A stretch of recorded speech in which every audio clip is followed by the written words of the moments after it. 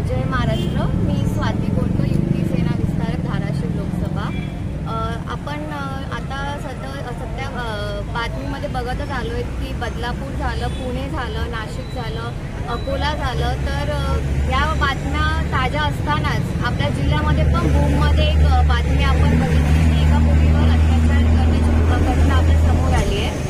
तर महिला आणि मुलींवर सातत्याने अत्याचार विरोधात माननीय माजी मुख्यमंत्री उद्धव बाळासाहेब ठाकरे साहेबांनी मंजूर केलेल्या शक्ती कायद्याची अंमलबजावणी करण्यासाठी तसेच माननीय दिग्गजी साहेब यांच्या आदेशाने आणि वरुणजी सरदेसाई यांच्या मार्गदर्शनाखाली आपण राज्यभर आणि महाराष्ट्रात तसेच आपण जिल्ह्यात पण स्वाक्षरी मोहीम राबवत आहे।